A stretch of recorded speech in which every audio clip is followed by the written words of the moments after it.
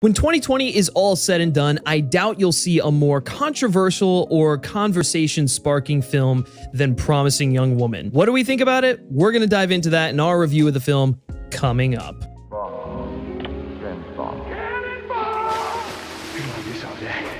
Did you rub my lamp? 1,000 generations to Kaleena. Here we go.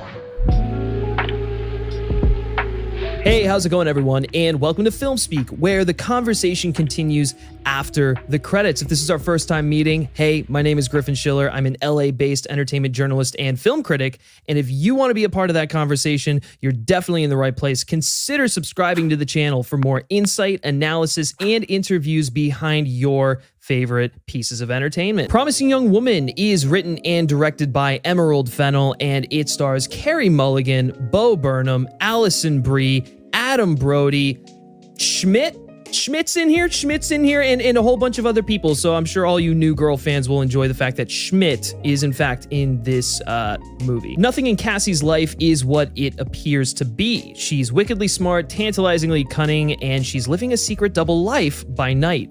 Now, an unexpected encounter is about to give Cassie a chance to right the wrongs from the past. So I'm not doing this review alone. I am joined by fellow FilmSpeak writer, interviewer extraordinaire, Kaleena. Kaleena, how are you doing today?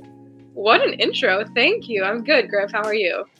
I'm all right. And now there's a reason that I really wanted to have you on here. And I think it's because when I first started talking to you about this film, you were like, okay, cool. Yeah, I can't wait to check it out. And then you checked out the film and you're like, dude, I don't know what the fuck you saw, but it was not the same movie that I saw. And so, like, I'm really happy because I think both of us are going to be two sides of the spectrum here, just in terms of the reception to this movie. So I do want to start with you. What is your just like overall takeaway of Promising Young Woman and women?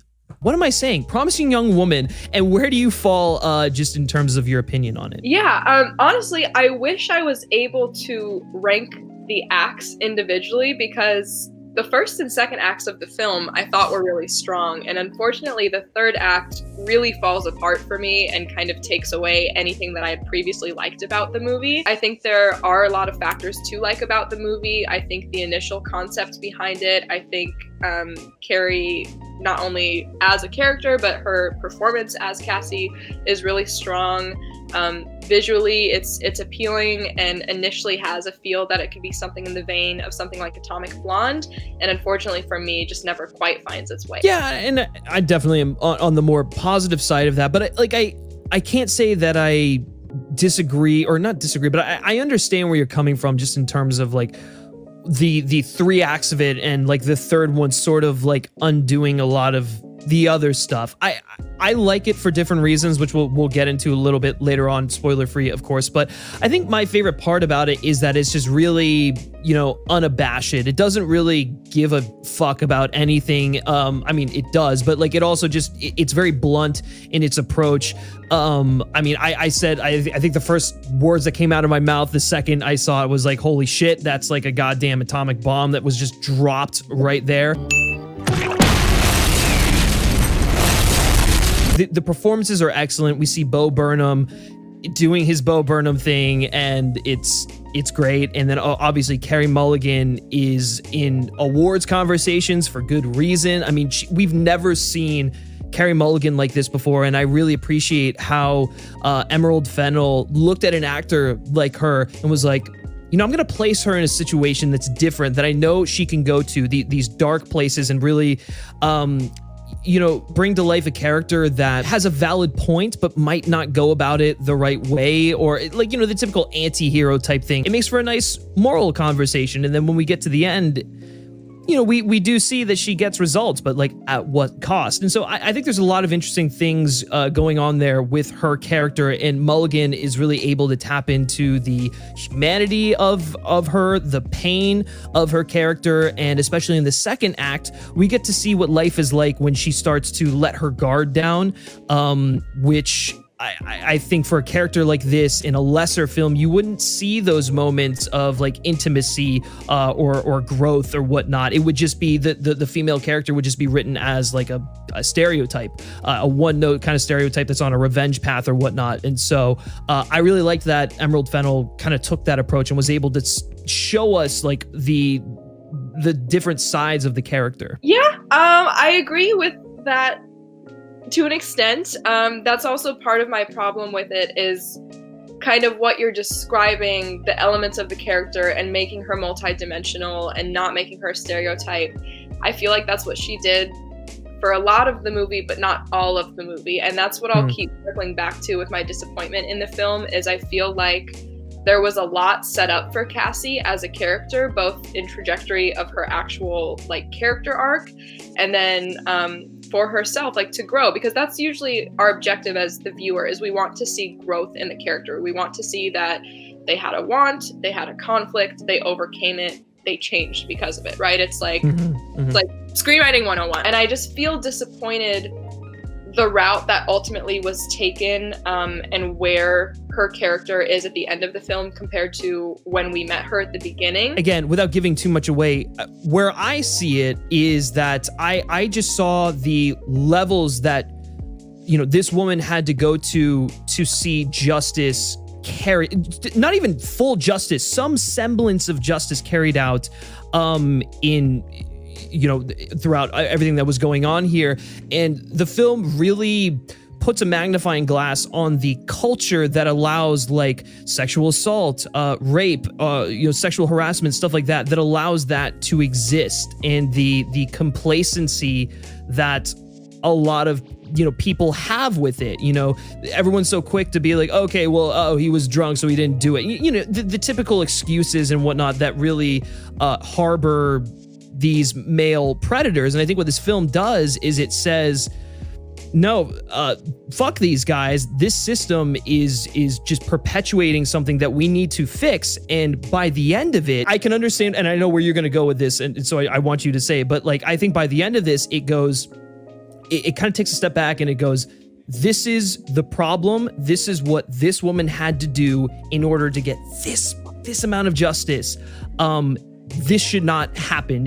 We should be able to take care of this more swiftly. And as a society, we need to have a moral obligation to condemn these you know, sexist acts when we see them. Yeah, and I can appreciate the message that I think the filmmakers were trying to convey. And when you and I had been discussing the ending at one point, you did say something that I liked. You said that perhaps the filmmakers went in the direction they did because they were trying to emphasize, is this what it costs to get the point across? And I had considered that, but just hearing someone else say it to me had helped me kind of think about it a little bit differently.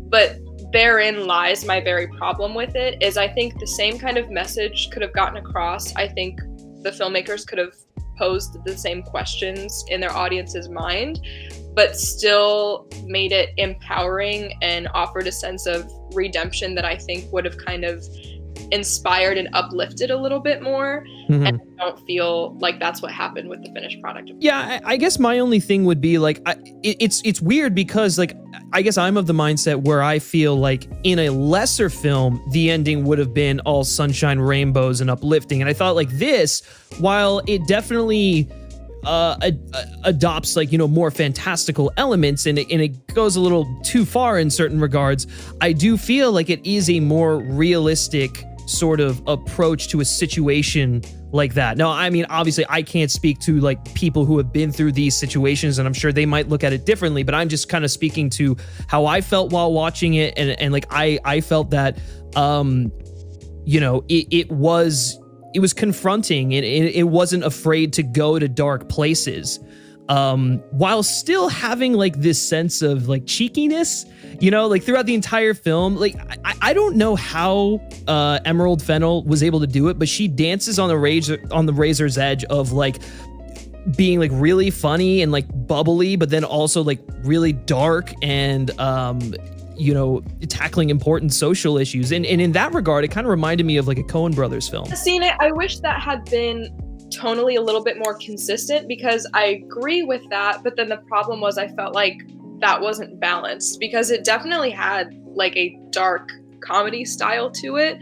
But there are just such drastic things, drastic events that happen that completely flip the story on its head, that you're then unable to maintain that tone just on principle of what has now happened to the characters. That's what I mean when I kept saying it was almost like an Atomic Blonde, but I don't feel like at any point the film committed to being one thing. And not that it has to, like, you don't, you know, good films I don't think live under the constraints of anything. I think they should be, you know, able to kind of be shape-shifted. An element that I think would have changed a lot for me is what we see about Cassie's home life, and specifically her relationship with her parents. Because her home life was a critical element to her overall narrative, I think it would have been in the best interest of the film to flesh out her parents more and make us, as an audience, not only care more about what happens to Cassie throughout the course of the film, but we need to think about the larger repercussions of how anything that happens to her can affect the people around her. And I feel like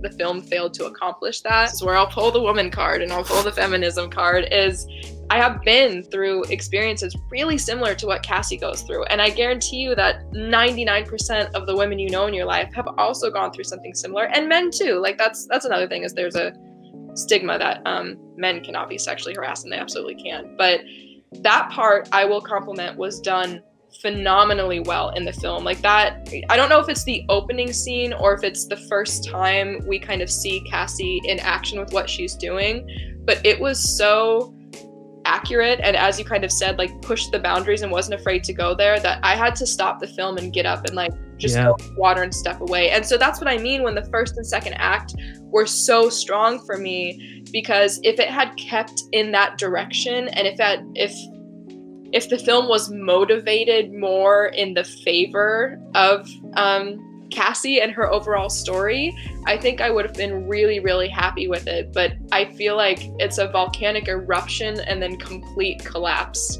Once that scene starts in the third act. I do want to quickly get your thoughts on just like this stylization and the use of like, you know, the bubblegum aesthetics to really mask the dark and like tortured nature of not only the character, but like Carey Mulligan's character, but just sort of like what's sort of being discussed here. Like, at least for me, I kind of liked that they were able to present really heavy subject matter in a way that's palatable for you know, a wider audience. And you don't always need to take stuff like that. You know, I think sometimes it is really necessary to go a really heavy and dark route that's gonna like hit you in the gut by the time that it's over. But I feel like this film is able to do that while still making it a little bit more playful, a little more accessible to people. And so like from a tonal standpoint, from a style standpoint, that was something that I just absolutely loved.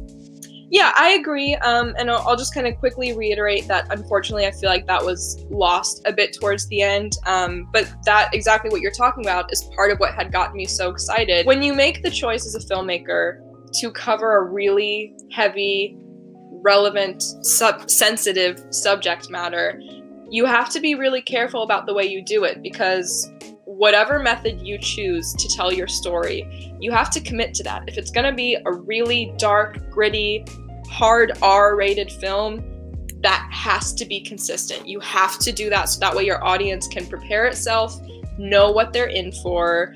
Narratively, you can make changes and have twists or surprises or whatever, but I think you have to commit to the kind of film that your audience can expect. And so that's why towards the beginning, again, that Atomic Blonde feel, I even honestly, and not just because of the colors and that she had a blonde hair, but I kind of got like a Harley Quinn vibe, you know, like she was, right. I'm kind of on the verge of losing my shit. But you know what? I'm hot. I'm going to use that. I'm going to wear a bunch of colors. You're going to notice me from a mile away and shit is going to happen. And so I was really on board for that because it was very stylistic and it was a very different approach than I had seen. Because a lot of times when you're telling stories that revolve around sexual abuse and specifically abuse towards women, they're not usually kind of funny or bubbly. And there is this stark difference in this film that there is a middle section where it seems like she's on the up and up and there's a very happy period for this character, and then things change. That goes away in the third act. The tone just flips, and that can completely work in certain films. I think there are ways to have that happen where you know, this is our vibe in the beginning, major climactic event, this is our movie now until the credits roll. Even in the end, they tried to, I think, revisit a little bit of that energy from the first two acts, even specifically when like Max Greenfield comes in. And again, by that point, I felt like as an audience member, it was important for me to be emotionally engaged and attached to what was happening on screen. Yeah. And the continuing shift in tone, unfortunately, took me out of that. Before we give you our final verdict on Promising Young Woman, guys, why don't you take a second here and like this video, share it with your friends, and subscribe to the FilmSpeak channel so you don't miss out on more reviews, TV recaps, interviews, and all that good stuff. We like to say the conversation continues after the credits, and of course, we'd love to have you be part of that conversation, so consider subscribing to the channel. Okay, Kaleena, final thoughts briefly, and then what are you going to give this thing out of 10? Yeah, I mean, so overall, I would encourage people to see it because I think it's important that films like this are getting made.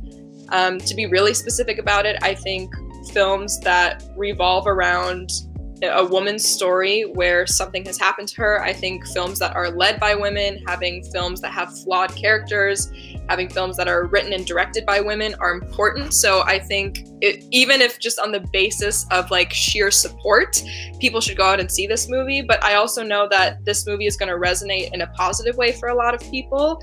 On the flip side, I know some people I've spoken to who also feel like this kind of glorifies violence and abuse. So keep in mind that could be a potential trigger warning, but I think it's worth giving it a look for yourself, seeing kind of, you know, maybe you fall in the middle of where Griff and I stand, maybe you side with one of us for certain.